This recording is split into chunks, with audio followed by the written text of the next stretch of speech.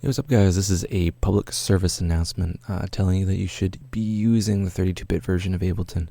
A lot of people message me because they're having problems getting, for example, Sound 1 to work. Their plugins aren't working. Only certain plugins are showing up.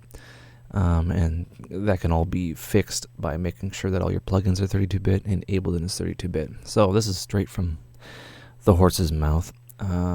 Says we recommend using the 32-bit version, except when, you run out of memory, which isn't good. You can use up to 4 gigabytes of RAM with the 32-bit version of Ableton. So how do you run out of RAM? Well, you run out of RAM by having a mass amount of clips and having them loaded into RAM, which is... Alright, I'll give you an example. Okay, we have... this thing. Right? So, if you have this, it loads the sample into RAM. So it reads it from the RAM and not from your hard drive. If you have a lot of clips and they're all, coming from the RAM instead of the hard drive, then you can run into issues. If you're using a modernish hard drive, you don't really need this.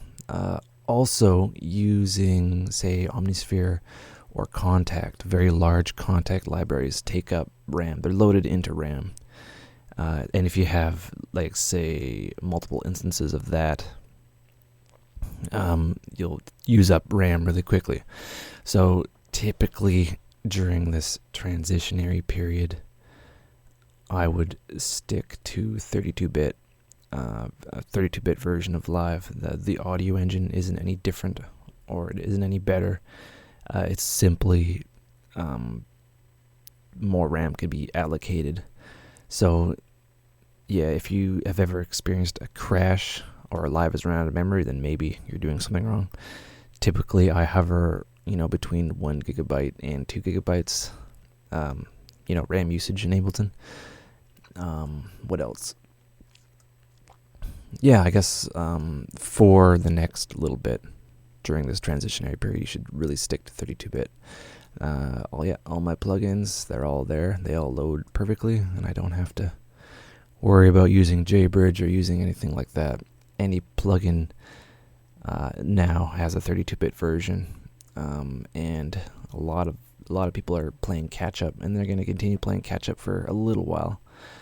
So, yeah, unless Ableton releases a 32-bit wrapper within Ableton, but probably not Sandbox or anything like that. Anyway, yeah, that will solve all of your problems. Just stick to 32-bit. You can also use a 32-bit version of Live within 64-bit Windows.